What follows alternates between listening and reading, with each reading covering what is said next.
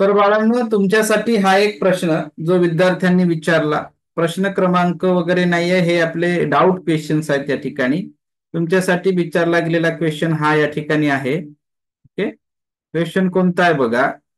Question म्हणतोय for the following sum, for the following sum. Okay, तो सरळच म्हणतोय की या ठिकाणी बेरीज करा म्हणते. काय करा म्हणते? बेरीज करा म्हणते. ओके, लक्ष द्या, बेरीज करा म्हणते. सम, इथं सम करा म्हणते. ओके, आणि इथं चिन्ह नाही दिलेलं आहे. ओके, हा एक चांगला म्हणजे थोडस एक वेगळं कन्सेप्ट आहे की तुम्हाला ऍडिशन करा म्हणतं, परंतु ऍडिशनचा सिम्बॉल नाही दिलेला आहे. ओके, ज्या विद्यार्थ्यांनी या क्वेश्चनला वाचल्याबरोबर काय करायचं हे समजलं नसेल तर अडचणीचा भाग आहे. म्हणून वरचा क्वेश्चन वाचायचा आहे की for the following sum find the missing digit. म्हणजे या ठिकाणी तुम्हाला सम म्हटलेलं आहे, म्हणजे तुम्हाला या ठिकाणी ऍडिशन करायची आहे. काय करायची आहे? ऍडिशन करायची आहे. ओके, चला, काय ऍडिशन करायची आहे बघा.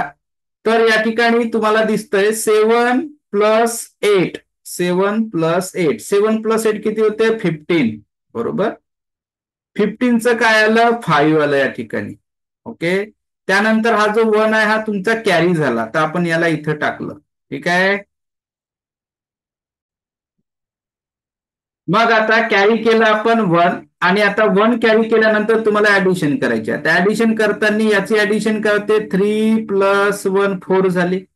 परंतु या ठिकाणी 5 आहे ना, तर याचा अर्थ या ठिकाणी 5 येण्यासाठी या ठिकाणी तुम्हाला 1 करावं लागेल. म्हणजेच याचा अर्थ हा जो सिम्बॉल आहे हा असा सिम्बॉल आहे. या ठिकाणी एक सर्कल आहे आणि मधामध्ये प्लसचा सिम्बॉल आहे. याचा अर्थ या सिम्बॉलच्या जागी काय येईल हे तुम्हाला ठरवायचं आहे. तर या सिम्बॉलच्या जागी 1 येईल. ओके, एवढं समजलं. या सिम्बॉलच्या जागी 1 आला. आता या सिम्बॉलच्या जागी 1 असलेले ऑप्शन कोणते आहेत बघा. सिम्बॉलच्या जागी 1 असलेला ऑप्शन हा एक आहे, हा बघा. आणि सिम्बॉलच्या जागी 1 असलेला हा एक ऑप्शन आहे. म्हणजे याचा अर्थ बाकीचे 2 ऑप्शन कॅन्सल झाले तुमचे. असं डोकं लावायचं. पूर्ण उदाहरण न सोडवता ऑप्शन कॅन्सल झाले. ओके, त्यानंतर या ठिकाणी 2 आहे आणि या ठिकाणी 1 आहे. मग मला सांगा 2 मध्ये कोणती संख्या मिळवली म्हणजे या ठिकाणी 1 येईल? हे लॉजिक लावायचं आहे. आता 2 मध्ये कोणतीच संख्या मिळवली तर 1 डिजिट नंबर मिळत नाही, because 2 is the greatest number. 2 ही मोठी संख्या आहे, त्याच्यामुळे इथं कोणतीच संख्या अशी नाही की ज्याचं सिंगल उत्तर येईल. म्हणून आपल्याला याच्यामध्ये 2 डिजिट नंबर मिळवावं लागेल. मग 2 डिजिट नंबर कोणते ना, या ठिकाणी समजा 9 केलं आपण तर 2+9 11 होते, आणि 11चं 1 या ठिकाणी आपण लिहू शकतो. ओके, म्हणजे या ठिकाणी तुमचं येणार 9. आणि हा जो कॅरी आहे हा 1, हा 1 कॅरी या ठिकाणी होणार. आलं लक्षात? म्हणजे याचा अर्थ तरच 11चं 1 आलं या ठिकाणी. म्हणजे तुम्हाला याच्या ठिकाणी काय उत्तर येणार? 9 येणार. ठीक आहे, काय उत्तर आलं? 9 उत्तर आलं. ठीक आहे. मग आता असं उत्तर कुठं आहे बघा. आणि या ठिकाणी 5+1 याचं 4+1 किती आले? 5. आणि आता या 5च्या ठिकाणी काय मांडावं लागेल म्हणजे 8 येणार. तर 5च्या या स्टारच्या ठिकाणी तुम्हाला 3 मांडावं लागेल, तेव्हा तुमचं 8 येणार. बरोबर. म्हणजे स्टारच्या ठिकाणी तुम्हाला 3 पुटअप करावं लागेल. मग आता असं आन्सर कुठं आहे? तर याच्या ठिकाणी 9 आहे, म्हणजे हा कॅन्सल झाला आपला. तुमचं उत्तर काय दिसतंय? तुमचं उत्तर आहे या ठिकाणी सी. सी हे तुमचं आन्सर आहे. ओके, सी हा तुमचा बाळांनो आन्सर आहे. आन्सर क्रमांक सी. ओके, प्रश्न आहे. चला बाळांनो, त्यानंतरचा एक इम्पॉर्टंट क्वेश्चन आहे. हा क्वेश्चन कैवल्याने विचारलेला क्वेश्चन आहे आणि हा अतिशय छान आणि सुंदर प्रश्न आहे. ठीक आहे, प्रश्न काय म्हणतं हे व्यवस्थित समजून घ्या. ठीक आहे. ठीक आहे, प्रश्न म्हणतो या ठिकाणी की the sum of two numbers is 8. The sum of two number is 8. म्हणजे दोन संख्यांची बेरीज 8 आहे म्हणते. दोन संख्यांची बेरीज 8 आहे म्हणते. ओके, दोन संख्यांची बेरीज तुम्हाला तो 8 आहे म्हणते. मग दोन संख्याची बेरीज म्हणजे ही एक संख्या, ही एक संख्या, या संख्यांची जर बेरीज केली तर 8 आहे. ओके, जसं म्हणतं तसं करा. ओके, चला नेक्स्ट आहे अँड देअर प्रॉडक्ट. प्रॉडक्टचा अर्थ काय होतो? प्रॉडक्टचा अर्थ होतो गुणाकार, हा गुणाकार. आणि त्यांचा गुणाकार अँड देअर, देअर म्हणजे त्यांचा, त्यांचा गुणाकार म्हणतो 15 येतो म्हणतो. ते पहिली संख्या आणि दुसरी संख्या यांचा गुणाकार 15 येतो म्हणतो. ठीक आहे, ह्या दोन ओळीचे दोन अर्थ आपण समजून घेतले. ओके, आता पहिली कंडिशन दुसरी कंडिशन मांडली. ओके, आता काय म्हणतो? What will be the sum of the reciprocals. आता रेसिप्रोकलचा अर्थ काय होतो हे माहिती आहे तुम्हाला. इंग्लिशमध्ये रेसिप्रोकलचा अर्थ माहित होतो. रेसिप्रोकल साठी मराठीमध्ये नाव काय आहे बघा? उभय पक्ष. हा शब्द लक्षात ठेवा, उभय पक्ष. मराठी मीडियम वाल्यांसाठी हा नवीन शब्द आहे, मलाही माहिती नव्हता. हा उभय पक्ष म्हणतात तुम्हाला. याला मराठीमध्ये आपण शब्द कोणता शिकलोय? याला शब्द शिकलोय गुणाकार व्यस्त. मराठीमध्ये शब्द काय आहे? गुणाकार व्यस्त. परंतु याला दुसरं नाव काय? उभय पक्षी. उभय पक्षीचा अर्थ काय होतोय? रेसिप्रोकल्स. रेसिप्रोकल्स म्हणजे काय? उलटा पालट. उलटा पालट. उलटा पालट म्हणजे काय? 1/4 असेल तर याचा अर्थ काय होतो? 4/1 असेल. 3/9 असेल तर याचा अर्थ काय होते? 9/3. उलटा पालट, याला म्हणतात रेसिप्रोकल. ओके, न्युमरेटरच्या ठिकाणी डिनॉमिनेटर, डिनॉमिनेटर ठिकाणी न्युमरेटर, याला म्हणतात रेसिप्रोकल. ओके, समजा या ठिकाणी 8 जर असेल तर याचा रेसिप्रोकल काय होतो? 1/8 होतो, कारण की याचा छेद एक दडलेला असतो. समजा तुम्हाला 10 दिला असेल तर याचा रेसिप्रोकल काय होतो? 1/10 होतो, याला म्हणतात रेसिप्रोकल. ठीक आहे, उलटा पाल. आता यांची रेसिप्रोकलची ऍडिशन काय येतं म्हणतं? बेरीज काय येतं तुम्हाला विचारलंय. पहिल्यांदा तुम्हाला संख्या शोधायच्या आहेत. अशी कोणती संख्या आहे की ज्याचं गुणाकार केल्यावर 15 येतं आणि बेरीज केल्यावर 8 येतं? मग आता हा जो गुणाकार आहे, या गुणाकारावरून तुम्ही फॅक्टर पाडा. फॅक्टर हा प्रकरण आपण थोडंसं शिकलेलो आहोत. फॅक्टर प्रकरणच झालाय आपला, तिसरा प्रकरण आहे, परंतु आपला मॅक्झिमम पार्ट आपण याच्यामध्ये घेतलं. तर 15चे जर फॅक्टर पाडले तर काय येतं? 5 × 3 येतं. पुन्हा दुसरा कोणी आहे का 15चे फॅक्टर? नाही आहे. म्हणून एक संख्या तुमची 5 येणार तर दुसरी संख्या 3 येणार. बघा, 5 × 3 15 होतं ना. तर 5 × 3 15 आणि 5 + 3 8. म्हणून पहिली संख्या तुमची 5 आली आणि दुसरी संख्या तुमची 3 आली. समजलं? First number 5, second number 3. आता आता तुम्हाला करायचं रेसिप्रोकल, बरोबर आहे? मग याचा रेसिप्रोकल काय होतं? रेसिप्रोकल, याचा रेसिप्रोकल होतं 1/5. आणि याचा रेसिप्रोकल काय होतं? याचा गुणाकार व्यस्त किंवा उभय पक्ष, याचा उभय पक्ष काय होतं? 1/3 होते. समजलं? हे झालं 1/3, 1/3. आता यांची करायची आहे ऍडिशन. तुम्हाला काय करायची आहे? ऍडिशन करायची आहे. कुणाची ऍडिशन? 1/5 प्लस 1/3. आता यांची तुम्हाला ऍडिशन करायची आहे आणि हे ऍडिशन तुम्हाला तुमचा जो फ्रॅक्शन प्रकरण आहे, म्हणजे अपूर्णांक जो प्रकरण आहे, तो अपूर्णांक प्रकरण ज्याला समजत असेल, addition, how to addition of a fraction, अपूर्णांकाची बेरीज कशी करतात हे ज्याला माहिती असेल त्याला हा भाग समजेल. इथपर्यंत. ज्याला माहिती नसेल त्याला समजणार नाही. तर ऍडिशन कशी करतात हे आपल्या नंतरचा चॅप्टर आहे स्पेशल. परंतु इथं मी छोटीशी हिंट सांगतोय की ऍडिशन असो की सबट्रॅक्शन असो, ऐकून घ्या, ऍडिशन असो की सबट्रॅक्शन असो, दोघांमध्येही डिनॉमिनेटर सेम पाहिजे, तरच तुम्ही ऍडिशन किंवा सबट्रॅक्शन करू शकता. आता डिनॉमिनेटर म्हणजे काय?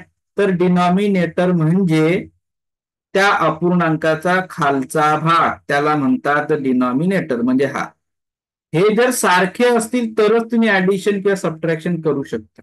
पण सारखे आहेत का? नाही आहेत. जर सारखे नसतील, सेम जर नसतील, तर तुम्हाला सेम करावं लागेल. मग सेम कसे करतात? सेम करण्याची मेथड आहे क्रॉस मल्टिप्लिकेशन, ही अशी मेथड आहे. याने याला गुंतात, याने याला गुंतात आणि छेदा छेदाला गुंतात, हे अशी एक मेथड आहे. हे आपण शिकणार आहोत. ठीक आहे.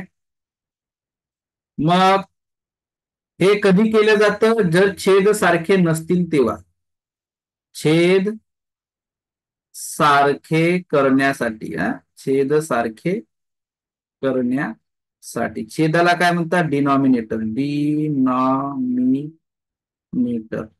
डिनॉमिनेटर सेम करण्यासाठी. ठीक आहे. मग काय होईल, 3 ने 1 ला मल्टिप्लाय केलं तर 3 होणार, 5 ने 1 ला मल्टिप्लाय केलं तर 5 येणार, आणि खाली काय येणार, 5 गुणिला 3. काय आलं उत्तर, 5 आणि 3 8 झाले, आणि खाली 15. हे झालं तुमचं आन्सर. ओके. आन्सर आहे तुमचा ए. काय आन्सर आहे, ए हे तुमचं आन्सर या ठिकाणी आहे. आन्सर ए 5/18, 8/15, म्हणजेच 8/15. Okay. 8 numerator, 15 denominator is the answer of that question. Okay. सुंदर आणि छान प्रश्न आहे. कोणकोणते कन्सेप्ट आहेत, उभय पक्षीचा अर्थ समजला पाहिजे. मराठी, इंग्रजीवाल्यांना समजेल, मराठीवाल्यांना नाही समजलं. दुसरी गोष्ट, तुम्हाला फॅक्टर समजलं पाहिजे. ओके. 15चे फॅक्टर पाडले आपण. तिसरी गोष्ट, तुम्हाला अपूर्णांकाची बेरीज करता आली पाहिजे, फ्रॅक्शनची ऍडिशन करता आली पाहिजे. ह्या छोट्या छोट्या तुमच्या बेसिक जर क्लिअर असतील तर तुम्हाला उदाहरण काहीही कठीण नाही. ओके. आन्सर ए. चला, हा एक क्वेश्चन आहे, थोडं डिफरंट आहे, बाकी काही नाही. क्वेश्चन मध्ये चेक करूया काय म्हणतं क्वेश्चन. क्वेश्चन आहे, find the value of x y z respectively. रिस्पेक्टिव्हलीचा अर्थ खूप महत्वाचा आहे क्वेश्चन मध्ये, मी तुम्हाला या अगोदर पण सांगितलं. ओके. रिस्पेक्टिव्हलीचा अर्थ ते गुणानुक्रमे. गुणानुक्रमे म्हणजे काय, तर पहिले जो एक्स दिला असेल तो नंबर 1 वरच राहणार कधी पण, लक्षात ठेवायचं. 2 नंबरवर तुम्हाला वाय दिला आहे तर वाय हा 2 नंबरवरच राहणार आहे, सेकंड नंबरवरच राहणार.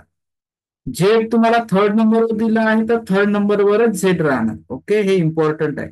समजा जर त्याने असं दिलं आणि म्हटलं रिस्पेक्टिव्हली, तर याचा अर्थ काय होणार, झेड नंबरची व्हॅल्यू ही फर्स्टच असेल, एक्स नंबरची व्हॅल्यू ही सेकंड नंबरवरच असेल, हा त्याचा अर्थ होतो. हा खूप IMP आहे.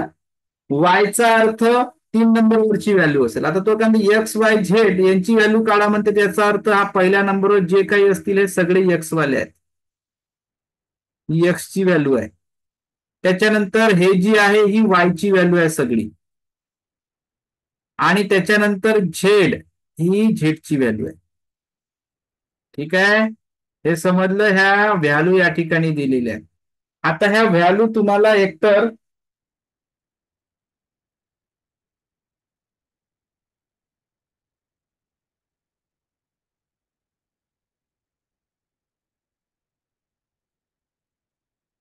ठीक आहे,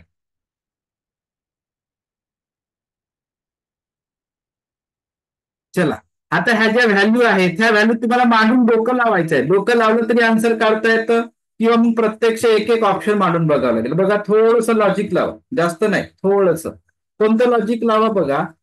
या ठिकाणी तुमचं वायचं आन्सर आलं पाहिजे म्हणते. छेदामध्ये बघा, छेदामध्ये सगळ्याचं answer Y Y Y Y Y Y आलं पाहिजे. ठीक आहे. सगळ्याचं answer Y Y Y Y आलं पाहिजे. वाय म्हणजे कोण येणार, एकतर 6, 8, 4, 3. ठीक आहे. मग आता कोणती संख्या आहे की ज्याचं उत्तर तुम्हाला येणार, हे डोकं लावा. इथं बघा वाय आहे. वाय म्हणजे कोण येणार इथून, ही संख्या, आणि झेड म्हणजे काय येणार, ही संख्या. आता मला सांगा, यांचा ऑप्शन घ्या एकेकाचा. वाय 3 मधून समजा 0 गेला तर किती येतं, 3 येतं. ओके. म्हणजे वाय हा येतं. त्याच्यानंतर हे सारखंच आहे नाही का, हे तर सगळ्याच उत्तर येतं वाटते. समजा वाय मधून वाय 3+0 3 येतं. ठीक आहे. त्याच्यानंतर पहिला ऑप्शन येऊ शकतो. दुसरा बघूया आपण, त्या संख्या मांडून बघा तुम्ही, तसंही जमतं. y +2 6 येतं म्हणते. इथं 6 आहे का वाय, म्हणजे दुसरा ऑप्शन तुमचा नाहीये. ठीक आहे, दुसरा ऑप्शन चुकला ना. यांची बेरीज ही चालली पाहिजे. जसं आपण वाय घेतलं 3 आणि झेड घेतलं 0, तर बेरीज 3 येतं, म्हणजे तुमचा पहिला ऑप्शन येऊ शकतो. दुसरा, वाय घेतलं आपण 4, ओके, आणि झेड घेतलं 2, या दोघांची जर ऍडिशन केली तर 6 येतं, पण वाय मध्ये 6 आहे का नाही. तिसरा ऑप्शन घ्या, समजा आपण वाय साठी 6 घेतलं आणि झेड साठी समजा 2 घेतलं, या दोघांची बेरीज किती येतं, 8 येतं, तर वाय तुमचा 8 आहे का, वाय आहे का नाही आहे, म्हणून हाही ऑप्शन कॅन्सल झाला. त्याच्यानंतर हा ऑप्शन बघा, वाय साठी आपण 8 घेतलेला आहे आणि झेड साठी 0 घेतलं, दोघांची ऍडिशन करा 8 येतं, आहे का या ठिकाणी वाय मध्ये 8 आहे, म्हणजे तुमचा पहिला किंवा डी हा ऑप्शन येऊ शकतो. आता या ऑप्शनला चेक करा आणि संख्या मांडून बघा, तुमचं आणखी काम सोपं होतं. वाय साठी मी आता पहिला संख्या घेतो. हा, ठीक आहे. आता या ठिकाणी बघा, एक्स साठी तुमच्याकडे 4 दिलेला आहे. ठीक आहे, आता याला चेक करा तुम्ही. पहिल्याला एक्सच्या ठिकाणी काय दिलेलं आहे तुमच्यासाठी, 4 दिलेला आहे. या एक्सच्या ठिकाणी काय दिलेलं आहे, 4 दिलं आहे. दोघांची बेरीज काय येतं म्हणतं, 8 येतं. तर 8 म्हणजे कोण, वाय येतं का, इथं तर 3 दिलाय, म्हणजे हाही ऑप्शन कॅन्सल. मग राहिला तुमचा चौथा ऑप्शन, करून बघा. एक्सच्या ठिकाणी 4 दिला आहे, वायच्या ठिकाणी 4 दिलाय, दोघांची बेरीज 8 येतं, तर 8 वायच्या ठिकाणी आहे का, आहे, म्हणजे तुमचं ऑप्शन येतं डी. ओके, आता याला तुम्ही पूर्ण सोडून पण बघू शकता. ओके, 4, ठीक आहे, पूर्ण सोडून बघा, 4008, त्याच्यानंतर 4880, हे तुम्हाला सोडून बघावं लागेल. उत्तर 88 येतं का, 8888, म्हणजे कोण, वाय आहे, म्हणून तुमचा आन्सर काय येणार आहे, तुमचा आन्सर येणार आहे डी. हे तुम्हाला टॅली करून बघायचं आहे, काही खूप असं खूप डोक्याला त्रास देण्यासारखी उदाहरण नाही आहे. ठीक आहे.